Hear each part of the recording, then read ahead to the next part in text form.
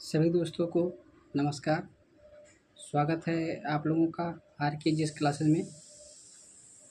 हम बायोलॉजी के महत्वपूर्ण प्रीवियस ईयर प्रश्नों की श्रृंखला देख रहे हैं जो विभिन्न एग्जाम में आए हुए हों, चाहे एसएससी हो या रेलवे हो, बैंकिंग हो, एनडीए हो, सीडीएस हो, किसी भी एग्जाम में आए हुए प्रीवियस ईयर क्वेश्चन देख रहे हैं। कल तक हमने बायोलॉजी के 250 प्रश्न करा दिए थे। आज हम 251 नंबर से शुरुआत करेंगे। तो आइए देखते हैं आज का पहला प्रश्न क्या कह रहा है कि ग्रीन हाउस गैसों की संकल्पना की थी। जो ग्रीन हाउस गैसें हैं उसकी संकल्पना किस वैज्ञानिक ने की थी? पहला है C.C. पार्क ने, बी है J.N.N. जेफर्स ने, सी है जोसेफ फोरियर ने, डी है एल चावलर ने। तो इसका जो सही आंसर होगा वो होगा आंसर नंबर सी, यानी जो ग्रीन हाउस गैसों की संकल्पना जिस वैज्ञानिक ने सर्वप्रथम दी है वो हैं जोसेफ फोरियर, यानी आंसर नंबर सी होगा। आइए देखते हैं प्रश्न संख्या 252। हरित गृह प्रभाव यानी जो ग्रीन हाउस इफेक्ट का अर्थ है।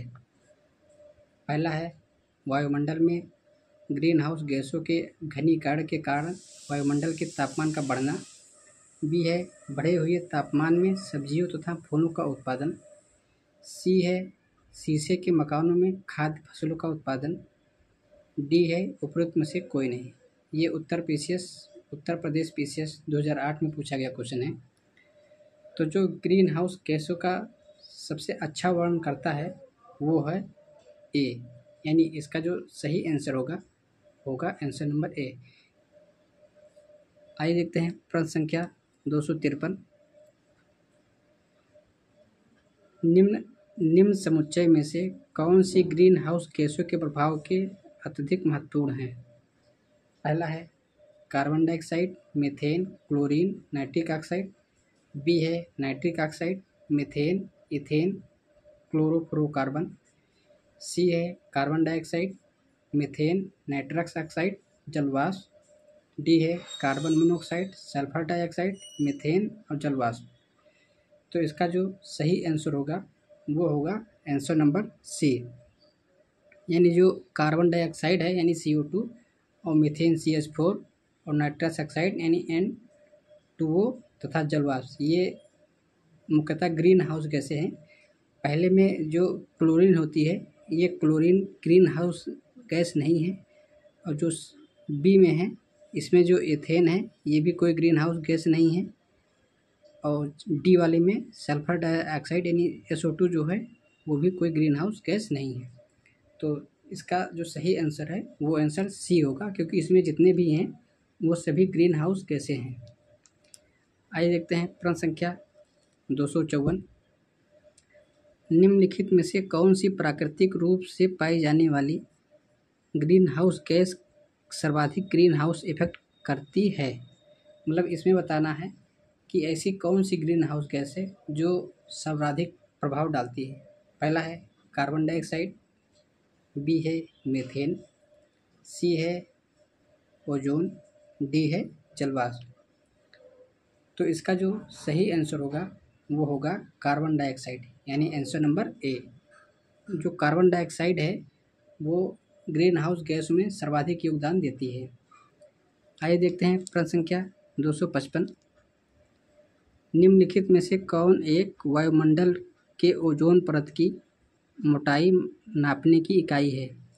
जो वायुमंडल की परतें होती हैं ओजोन की, उस परत को मापने में कौन सी इकाई प्रयोग की जाती है? पहला है नाट, बी है डाप्सन, सी है प्वांज, डी है मैक्सवेल। तो इस प्रश्न का जो सही आंसर होगा 255 का वो होगा बी, यानी जो ओजोन परत की मोटाई जिससे नापते हैं वो होती है डाप्सन। आइए देखते हैं प्रश्न संख्या 256। वायुमंडल में जिस ओजोन छिद्र का पता लगाया गया है वह कहाँ स्थित है? पहला है आर्कटिक महासागर के ऊपर, बी है अंटार्कटिक के ऊपर, सी है अलास्का के ऊपर, डी है भारत के ऊपर। तो जो इसका जो सही आंसर होगा 256 का, वो होगा आंसर नंबर बी। यानी जो अंटार्कटिका के ऊपर का जो ओजोन छिद्र है वो धीरे धीरे पतला हो रहा है। आइए देखते हैं प्रश्न संख्या 257। अंटार्कटिका में ओजोन छिद्र निम्न में से किस मौसम में स्पष्ट रूप से दिखाई देता है? पहला है भीषण गर्मी, बी है पतझड़, सी है सर्दी, डी है वसंत। ये रेलवे एनटीपीसी 2016 में पूछा गया क्वेश्चन है। तो 257 का जो सही आंसर होगा वो होगा आंसर नंबर बी, यानी भीषण गर्मी में। आइए देखते हैं प्रश्न संख्या 258। वायुमंडल में उपस्थित ओजोन परत अवशोषित करती है। पहला है कॉस्मिक किरणों को, बी है इंफ्रारेड किरणों को, सी है अल्ट्रावायलेट किरणों को, डी है सभी विकिरणों को। ये भी उत्तर प्रदेश पीसीएस 2008 में पूछा गया क्वेश्चन है। तो इसका जो सही आंसर होगा वो होगा आंसर नंबर सी, यानी जो ओजोन परत है वो अल्ट्रावायलेट किरणों को अवशोषित करती है, यानी आंसर नंबर सी होगा।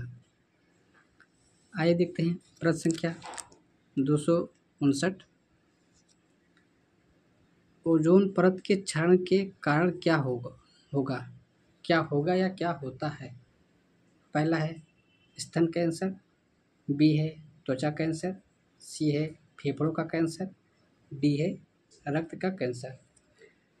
तो ओजोन परत से जो कैंसर होता है वो होता है त्वचा कैंसर, यानी इसका जो सही आंसर होगा वो होगा आंसर नंबर बी।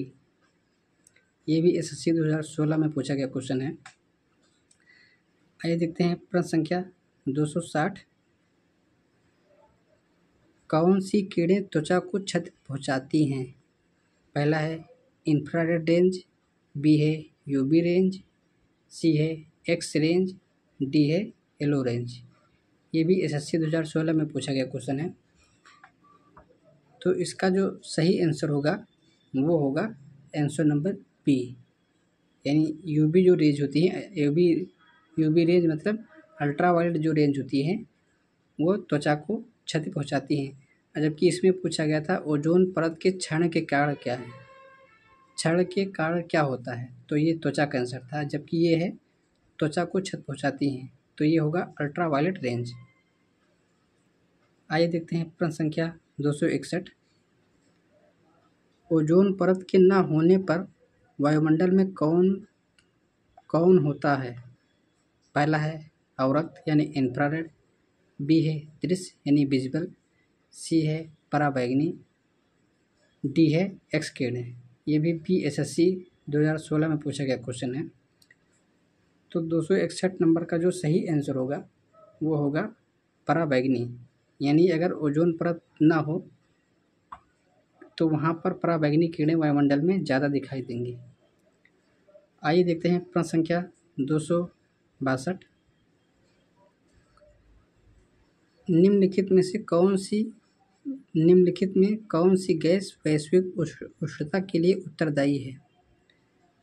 जो वैश्विक उष्णता मतलब ग्रीन हाउस गैस के लिए उत्तरदायी है। पहला है केवल ऑक्सीजन, बी है केवल मीथेन, सी है कार्बन डाइऑक्साइड और मीथेन, डी है ऑक्सीजन और कार्बन डाइऑक्साइड। ये भी उत्तर प्रदेश पीसीएस 2008 में पूछा गया क्वेश्चन है।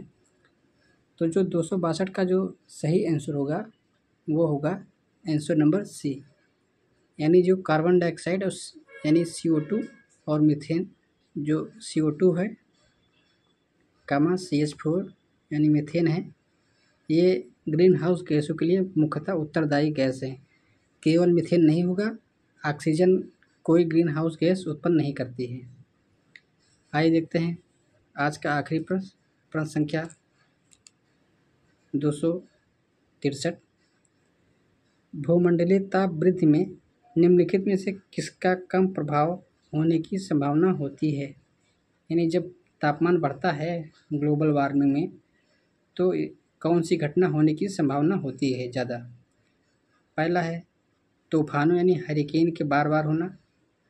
बी है कृषि के लिए उर्वर डेल्टा क्षेत्र का क्षय होना। सी है वनस्पति में प्रकाश संश्लेषण की दर में कमी होना। डी है ध्रुवीय हिम क्षेत्रों का सिकुड़ना। ये भी एसएससी 2016 में पूछा गया क्वेश्चन है। तो इसका जो सही आंसर होगा वो होगा आंसर नंबर सी, यानी जो जितने भी वनस्पति में प्रकाश संश्लेषण की दर में कमी आ जाएगी जब ग्लोबल वार्मिंग बढ़ जाएगा यानी भूमंडलीय तापन, तो उससे यही होगा। तो आज के लिए इतना ही। तब तक के लिए आप लोग वीडियो को पूरा देखिए तथा शेयर कीजिए। कल फिर एक और नए वीडियो में मिलेंगे। तब तक के लिए नमस्कार, जय हिंद, वंदे मातरम।